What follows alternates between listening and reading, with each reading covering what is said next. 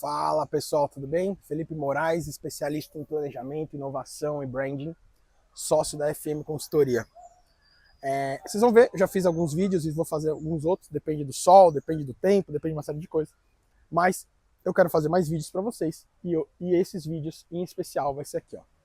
Eu moro no bairro do Ipiranga, o bairro do Ipiranga tem uma conexão muito forte com a minha família e eu cresci aqui, eu tenho fotos aqui, né? Eu ando de bicicleta com 3, 4 anos, eu tenho 46 anos hoje, acabei de fazer, né? Hoje é dia 3 de outubro, eu fiz 46 anos dia 23 de setembro. E tenho fotos aqui com 3, 4 anos andando aqui de bicicleta com o Leonardo, que é meu primo irmão, filho da minha tia Ivani, que é minha segunda mãe. Minha mãe é uma das pessoas mais sensacionais do mundo, mas eu tenho a minha tia como, né, irmã do meu pai, tia Ivani como a segunda mãe. E ela teve 3 filhos, né? O Lê, que é meu primo irmão, a Vanessa, que é minha prima queridíssima, e infelizmente a Paula, que foi uma das mulheres mais inteligentes que eu conheci na minha vida, mas infelizmente a Paula, há 18 anos, nos deixou. Bom, o tema de hoje, esse 9º episódio do Pode Planejar, é qual o arquétipo ideal da sua marca? Pessoal, quando vocês começam a estudar sobre arquétipos, começam a entender sobre arquétipos, vocês vão se apaixonar por esse tema. E aliás, com spoiler aqui, Alexandre Cesário, você sabe, né, Cesário? Estamos devendo um negócio aí pro mercado, hein? Tá pronto. Enfim. Quando vocês começam a estudar, vocês vão gostar muito desse tema. Eu comecei a estudar arquétipos. A primeira vez que eu trabalhei com arquétipos foi em 2017, com meu queridíssimo amigo Rafael Kiso, um dos sócios fundadores da M-Labs, um dos caras mais inteligentes que eu conheço. E a gente fez um trabalho para Sakura, né, temperos. E aí a gente foi atrás do arquétipo da Sakura. E eu tive que pesquisar, né? Eu fiquei um mês trabalhando com ele nesse projeto. E eu tive que pesquisar sobre o arquétipo, arquétipos, né? Estudar. E me apaixonei pelo tema. E comecei a ler muito sobre o tema. Fui ler Jung, enfim. Uma série de estudos, de livros. Livros nem tanto, tá? Livros eu só li um, que é O Herói Fora da Lei, que é, até agora, Cesário, até agora é a única referência que a gente tem no mercado. Mas eu li também um pouco do Jung, que foi quem criou esse termo dos arquétipos. Depois, passaram-se 2 anos, eu fui trabalhar, isso foi em 2017, janeiro de 2017, em junho de 2018, quase 2 anos, eu vou trabalhar na S8 UOL com meu querido amigo Sérgio Lima e com o Walter Ciliano também. E lá eu conheço a Adriana Cury. A Adriana Cury foi presidente de criação da Macan, uma das mulheres envolvidas na campanha da Beleza Real, que é uma das melhores campanhas, se não a maior campanha de todos os tempos da publicidade. E ali a Adriana, no primeiro projeto que a gente foi fazer, a Adriana falou assim, eu quero saber o quanto você conhece de arquétipos. E coincidentemente, eu estava relendo o livro O Herói Fora da Lei. E estava na minha mochila, porque eu sempre ando com um livro na mochila. Porque às vezes você vai em reunião, às vezes o cara te marca com você às 3 horas, ele não pode te atender, já tem 3h30, 4 horas, e eu sempre tenho um livro na mochila. E aquele dia, coincidentemente, também eu tinha que sair de lá, eu tinha uma reunião com eles. Eu estava começando com eles, então eu só tinha uma reunião lá para pegar o primeiro projeto, eu ia começar na segunda, isso foi numa quinta-feira. E aí eu cheguei lá às 3 horas da tarde, fiz a reunião das 3 às 4, depois eu ia para a SPM da aula, então eu sabia que ia chegar na SPM umas 4h30. Falei, bom, das 4h30 até as 7h30, quando começar a aula, tem aqui um tempo, eu vou ler um pouco. Eu estava em transição, estava saindo de uma agência para ir para a S8, então eu estava naquela semana semaninha, entre aspas, de folga, que você está entregando o último projeto na agência, mas a agência nova já quer que você já comece a trabalhar, enfim. E aí eu peguei, tirei da mochila e falei, Adriana, é esse aqui o que eu tô lendo. Ela falou, putz, perfeito, a gente começou a trabalhar, foi para Amissima, uma marca de modas muito conceituada, muito legal, uma marca que eu adorei trabalhar. E aí eu comecei a estudar. Bom, um estudo do marketing, do mundo do marketing, do meu querido amigo Bruno Mello.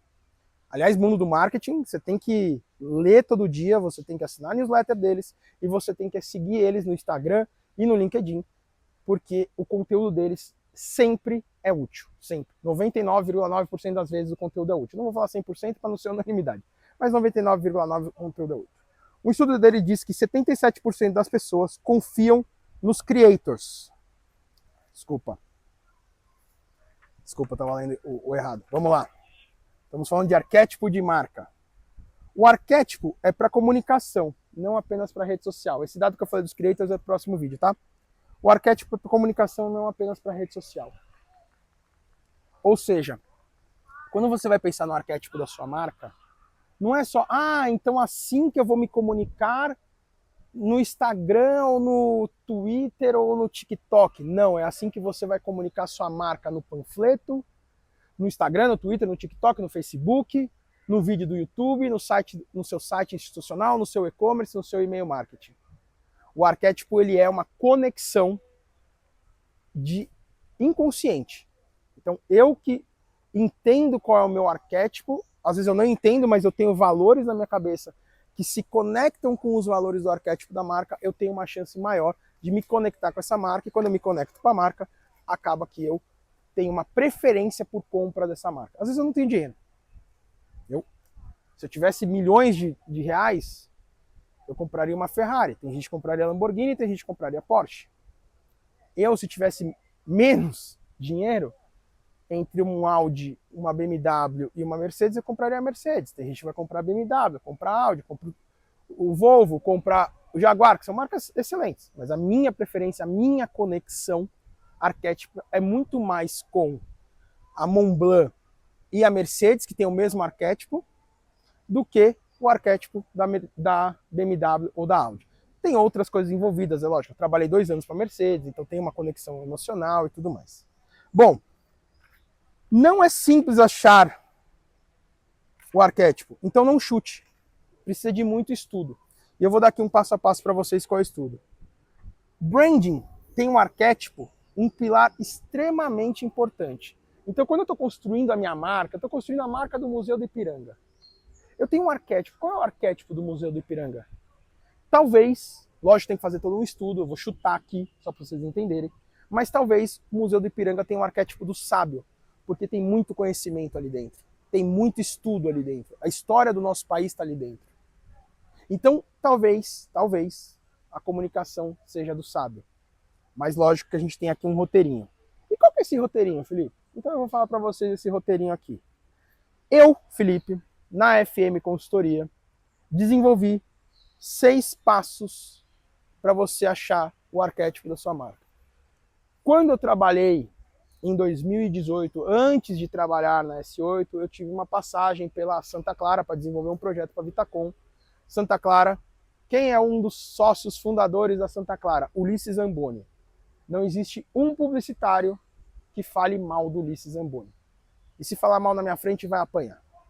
O Ulisses Zamboni é um dos caras mais inteligentes que eu conheço, um dos maiores publicitários que eu conheço e um dos caras mais sensacionais que eu conheci na minha vida. Humilde, humano, baita de um professor e um baita de um profissional. Trabalhei com ele, queria trabalhar de novo, ele sabe disso, Ulisses. Chama que eu vou. Bom, eu trabalhei na Vitacom, a gente também desenvolveu arquétipo, porque o Ulisses ele tem esse lado arquétipo muito forte para as marcas com as quais ele trabalha. Então ele também trouxe isso. Então também foi legal, quando eu tive o papo com a Adriana, de falar para ela, Adriana, eu tô acabando de entregar um projeto na Santa Clara, onde a gente trabalhou muito arquétipo, inclusive estava no meu computador, eu abri só os slides do arquétipo para ela ver. E ela gostou muito do que a gente tinha feito, até porque ela conhece o Ulisses, todo o mercado conhece. A hora que eu falei, porque eu trabalhei, só que eu montei junto com o Ulisses Zamboni, ela falou, acabou. Não tem... Ela só falou assim, não tem mais o que falar. Você fez um projeto de arquétipos com um dos caras que mais conhece sobre esse mercado, isso no Brasil. Acabou, não tem mais o que falar. Bom, e aí, o que eu aprendi com o Kiss, o que eu aprendi com o Ulisses, o que eu aprendi com a Adriana também, que tinha uma linha muito legal de arquétipos, o que eu aprendi com esses 3 profissionais, mais tudo que eu li no mercado, eu acabei desenvolvendo uma metodologia que eu vou passar para vocês. O primeiro passo é vocês fazerem uma pesquisa, que eu chamo lá na metodologia dos 5Ps, que é uma metodologia que eu criei, chamado Voz das Ruas e Razão da Marca. Ou seja, quando vocês estiverem fazendo imersão, Voz das Ruas é com o consumidor e Razão da Marca é dentro da empresa, vocês têm que colocar perguntas ali que possam te direcionar qual é o arquétipo. Uma pergunta que eu faço, é aquela pergunta básica, se o Museu do Ipiranga fosse uma pessoa, qual dessas frases melhor remeteria a ela? E coloco 12 frases. Por que eu faço isso? Porque se eu colocar, se o Museu do Ipiranga fosse uma pessoa, qual que seria o melhor? Ele é um bobo da corte ou um fora da lei? O pessoal vai olhar, é inocente? O pessoal vai olhar, vai dar risada, falar, não é isso. E às vezes a marca é isso. Só que, né, você faz as perguntas. Então eu crio umas frases, pois quem quiser pode mandar e-mail, eu mando essas frases para vocês. Tem um slide da minha aula que eu posto isso, então para mim não tem problema nenhum. Nas minhas aulas de planejamento de brand eu falo de arquétipos, então eu coloco esse slide lá. Aliás, essa metodologia eu coloco lá também. E aí eu posso dar para vocês, é uma pergunta, cada frase remete a um arquétipo, a frase que melhor, que mais saiu. Então, sei lá, 42% disseram que se o Museu do Ipiranga fosse uma marca, ele seria uma marca que dissemina conhecimento. Pronto, ele é o sábio. Entenderam? Bom, o segundo passo eu estudo a concorrência. Quem que é a concorrência do Museu do Ipiranga? Ah, é o Museu Catavento, é o Museu da Imagem e Som, não sei, estou chutando aqui. Estou chutando dando exemplo. Como é que eles se comportam? Qual que é o arquétipo deles? Quando você estuda bastante sobre esse tema de arquétipos, você consegue entender melhor qual é o arquétipo que cada marca usa. Às vezes é num chute, às vezes fica muito claro, mas dá para você entender. Bom, terceiro passo, leitura acadêmica sobre arquétipo. Livros, vídeos, textos, artigos. Eu leio muito sobre esse tema. Então, para defender, às vezes é lógico, para você defender assim, só colocar qual é o conceito, eu jogo no Google, coloco lá arquétipo do sábio, aparece o textinho do conceito, eu pego esse textinho, copio e colo, porque ali está bem resumido, está explicado, está direitinho. Mas não é isso que vai definir. O que vai definir é como você vai trabalhar isso. Que é essa a metodologia que a gente faz. Eu defino o arquétipo e eu mostro como eu vou trabalhar esse arquétipo na comunicação, trazendo referências, quais as campanhas que usa, que a gente vai falar aqui. Então você estuda sobre a concorrência. O quarto passo é como que o segmento está trabalhando o arquétipo. Então, se eu estou falando de museu, eu estou falando de curadoria, estou falando de educação, o museu, qual é o segmento que o museu está? E aí eu pego esse segmento e vejo. Porque, por exemplo, o segmento de moda, ele trabalha muito o arquétipo do sedutor, do amante. Só que para vocês terem uma ideia, o segmento de chocolate também trabalha o amante. A sedução, o prazer, pô, a foto, aquela cascata de chocolate caindo num balde, aquele balde de chocolate. Só de eu falar isso, eu tenho certeza que vocês salivaram. Quinto passo, como que a concorrência está usando o arquétipo? Então eu estudei, fiz a leitura acadêmica, estudei o segmento, estudo a concorrência, e aí eu vou fazer como que a concorrência está usando esse arquétipo. E como também o mercado está usando esse arquétipo. E o que eu faço? Eu trago campanhas.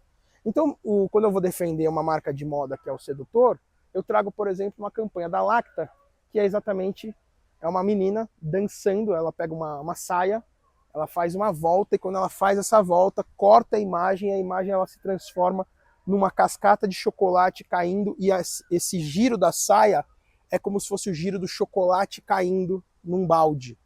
Isso é pura sedução. Não é por causa da menina. A menina tá de roupa, não aparece nada. Ela tá com uma saia que aqui, ó. Não tem decote, não tem colado, não tem as costas abertas. Não. A gola é aqui, a saia, o máximo que tem, ela vem até aqui, ó. Aparece isso aqui do braço. Então não é a mulher que está seduzindo, é o chocolate que está seduzindo. E por fim, eu crio o mapa de empatia. Então quando eu crio um mapa de empatia na empresa, eu crio um mapa aonde as pessoas vão falar como elas acreditam que o consumidor está enxergando aquela marca. E aí eu consigo, com esse mapa de empatia, entender. Então eu somo esses 6 passos que eu falei para vocês, e dentro desses 6 passos eu entendo qual é o arquétipo da marca.